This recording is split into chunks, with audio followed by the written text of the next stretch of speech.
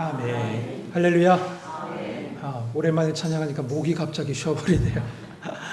감사합니다. 여러분, 이 시간에 찬양의 기쁨과 말씀의 풍성함이 여러분과 함께하길 소망합니다. 오늘 시편 112편은 앞에 있는 111편과 한 쌍을 이루는 시입니다. 그래서 111편의 마지막과 112편의 처음이 연결됩니다. 한번 보실까요? 111편 10절 말씀 보시죠.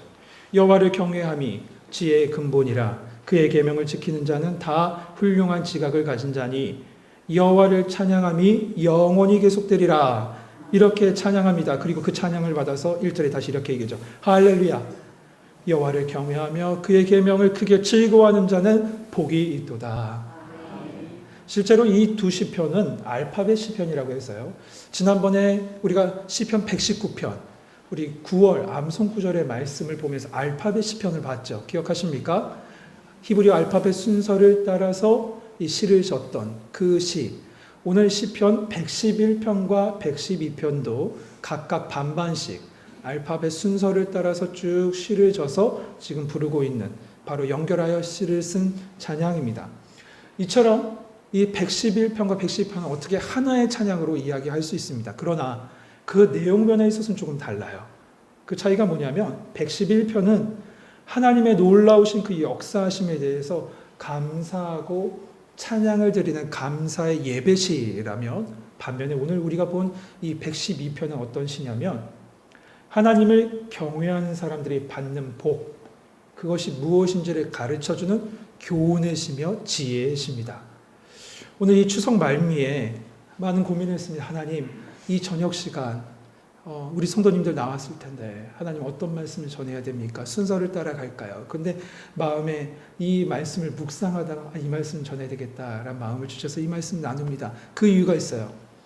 111편 찬양을 통해서 하나님께 감사와 찬양을 연거 돌리는 그 감사의 예배를 우리 심령으로 드리고, 112편 말씀을 통해서 신앙의 지혜와 은혜를 받아서 우리 성도님들의 가정에 하나님을 경외하며 그 말씀을 즐거워하는 자의 복이 함께하길 소망하는 마음으로 이 말씀을 나누게 됐습니다. 여러분, 오늘 이 시간에 이 말씀 나눌 때 이 말씀 속에 있는 그 은혜, 그 축복이 그대로 여러분의 가정 속에 함께 하시길 소망합니다. 우리 1절 말씀 같이 다시 한번 읽어보시죠. 1절 같이 읽겠습니다. 시작.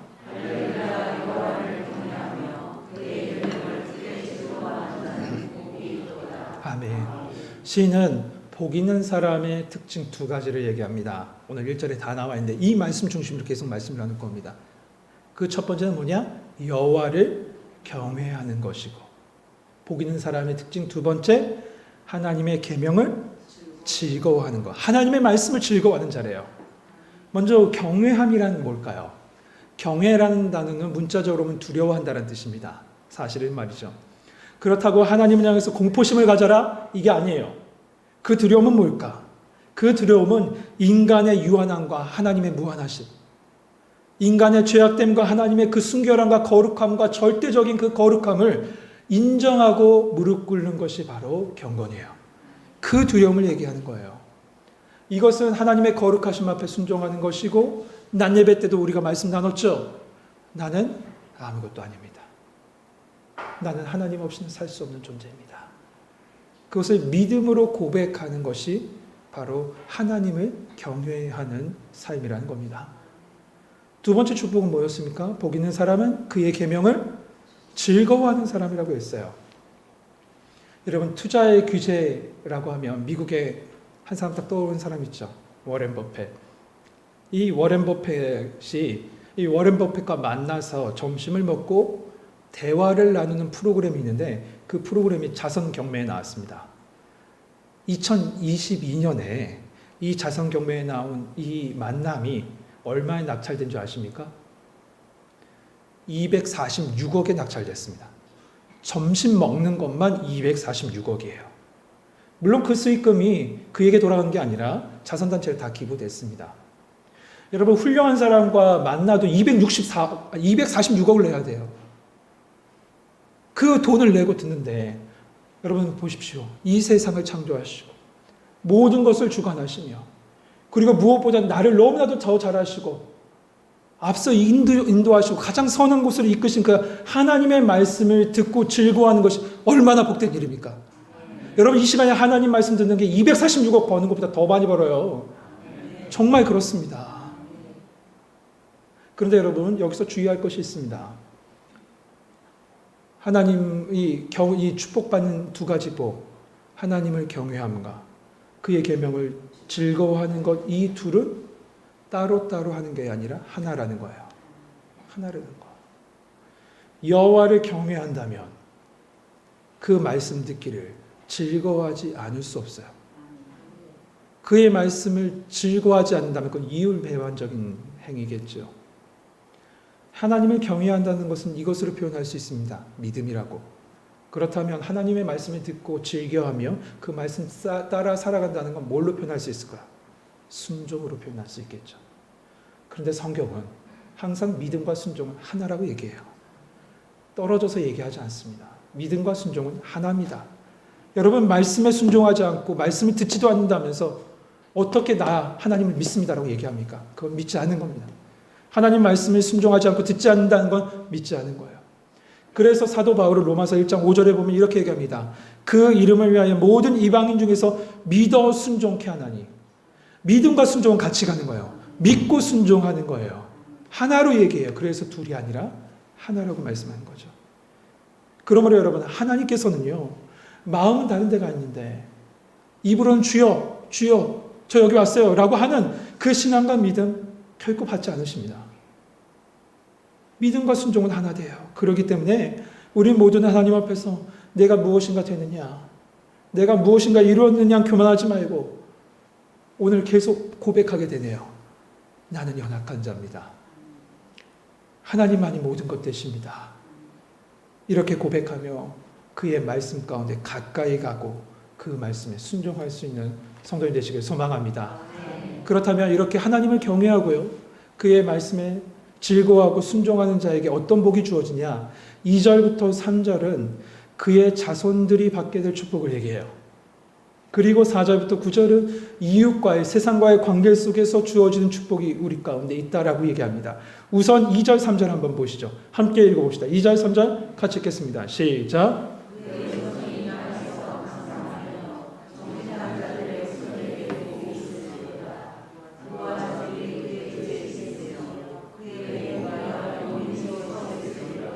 아멘. 우선 여기서 말씀합니다. 그의 후손이 강성해진다라고요. 여러분 이 그의 후손이 강성해진다는 말은 아브라함에게 주신 복이 생각납니다. 아브라함에게 뭐라고 말씀하셨습니까? 너는 내가 너로 큰 민족을 이루고 내게 복을 주어 내 이름을 장대하게 하리라 라고 말씀했어요. 그 말씀과 연결돼요.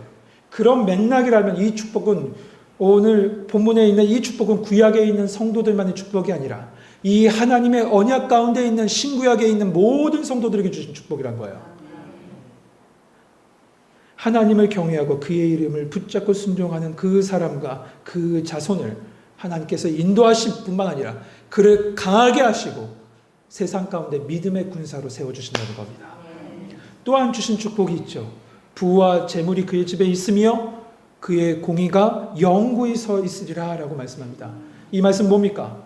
육적인 축복과 영의 부유함이 함께 그의 인생 가운데 함께 한다는 거예요. 영과 육의 부유함의 복을 받는다는 겁니다. 여러분 간혹 어떤 분 중에 부를 무조건적으로 안 좋게 보는 분이 있어요. 물론 부가 탐욕을 낳게 된다면 그건 우상숭배예요. 하지만 그런 불의의 유혹에 넘어가지 않고 모든 것이 하나님의 은혜입니다. 그리고 하나님 나라의 확장을 위해서 된 나의 축복입니다라 생각하고 그 물질을 사용한다면 그것은 하나님의 공의를 나타내는 자의 복이 될 줄 믿습니다. 저는 그런 분들 많이 봤어요. 제가 섬기는 예전에 섬겼던 교회도 보면 정말 은혜라고 매 순간 고백하며 나와요. 매 순간 정말 큰 부자인데 허름하게 옷을 입고 항상 하나님의 은혜입니다. 이거 성교비로 써주세요. 매 순간 헌신하는 손길들 봐요. 그가 바로 이 부의 재물과 영의 재물을 부유하게 받은 축복을 받은 사람이라고 생각되어져요. 하지만 그런데 여러분 생각하세요. 기억할 것은 이 축복이 우리 가운데 있으므로 우리 자손에게 흘러간다라고 하지만 그 후손들도 먼저 예수님 만나야 돼요. 잊지 마세요. 우리의 축복이 그들에게도 흘러가지만 그들이 먼저 예수님 만나는 것이 우선이에요. 그렇기 때문에 이 자녀들이 예수님 만날 수 있도록 기도해야 됩니다. 이 자녀들이 하나님 앞에 어느 순간에도 흔들리지 않도록 기도해야 돼요.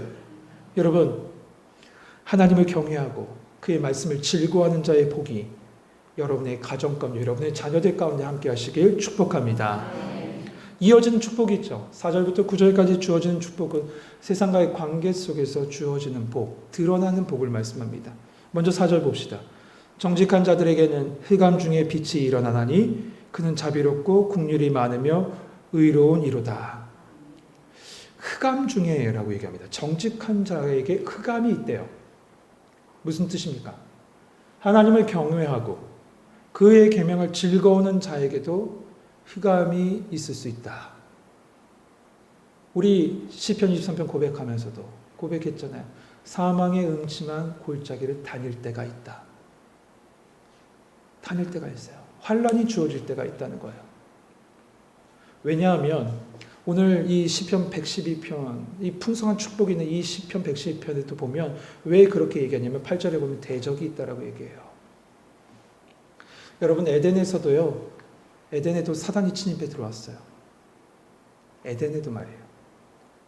아름다운 만물을 주신 하나님을 찬양합니다라는 시가 대표적인 시편이 8편이에요. 그 8편에도 뭐가 등장하냐면 원수와 대적이 등장해요. 그러므로 여러분, 경건한 그리스도인에게도 흑암이 덮칠 때가 있어요. 사망의 음침한 골짜기를 지날 때도 있어요. 환난이 그 가운데 찾아올 때도 있어요.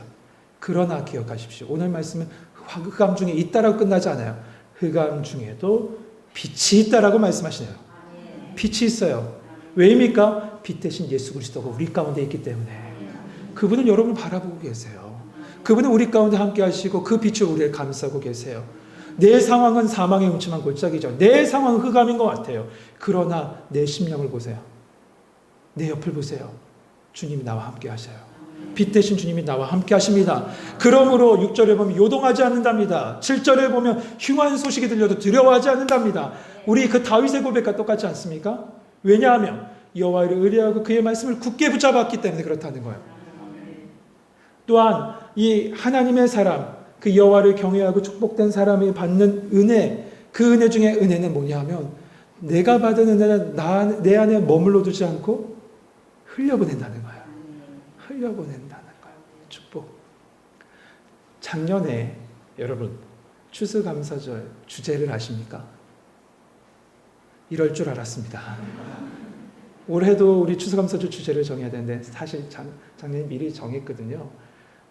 작년의 주제가 넘치는 감사였습니다. 기억하십니까? 오버플로우. 네, 오버플로우 땡스기빙.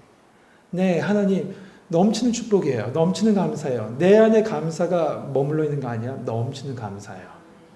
여러분, 내가 받은 은혜 내 안에 고여 있으면 사해받아 돼요. 그러나 그것을 흘려보내면 풍성한 모든 것이 풍성한 갈릴리 호수가 돼요. 소망합니다. 분명히 보좌로부터 말씀의 물줄기, 생명의 물줄기, 복음의 물줄기가 막 여러분의 심령 가운데 부어질 겁니다. 담아만 놓지 마세요. 담아 가셔서 가정에 흘려보내십시다. 여러분의 삶의 자리에 흘려보내십시다. 흘려진 곳에 꽃이 피고 흘려진 곳이 살아나고 흘려진 곳에 열매가 맺힐 줄 믿습니다. 여러분 기억하십니까? 에스겔 47장의 말씀? 에스겔 10장 보좌로부터 물이 흘러가니 그 물이 차고 넘치니 죽었던 모든 것들이 살아나고 때마다 열매를 맺고 많은 풍성함이 있고 맨 끝에는 그 입으로 치료한다라고 얘기했습니다. 인생을 치료하신 하나님을 만나게 된다는 거예요. 여러분 그 은혜가 여러분과 함께하길 소망합니다. 내가 받은 물질로 빈궁한 자를 섬길 때 하나님은 우리를 더 많은 축복으로 인도하실 겁니다. 그런데 우리가 진짜 흘려보내야 될 것이 있습니다. 그것이 뭐냐? 사도행전에 나옵니다. 사도행전 3장에 보면 베드로와 요한이 성전 그 미문을 향해서 걸어갔을 때 뭐라고 미문 앞에 있는 안전병에 뭐라고 선포합니까? 은과 금은 내게 없거니와 내게 있는 것은 내게 주노니 나사렛 예수 그리스도의 이름으로 일어나 걸으라. 할렐루야. 우리가 진짜 나눠야 될 것은 예수의 이름이에요. 예수의 이름을 나눌 수 있는 성도님 되시길 소망합니다. 그때 여러분의 후손이 강성해지고 요동치 않는 축복으로 우리의 인생 가운데 함께할 줄 믿습니다. 반면에 오늘 말씀을 꼭 비교합니다. 의인은 이렇고 반면에 악인은 어떻다. 그 반면에 악인이 어떠한지는 10절에 나와 있습니다. 같이 한번 읽어보죠. 같이 읽겠습니다. 시작.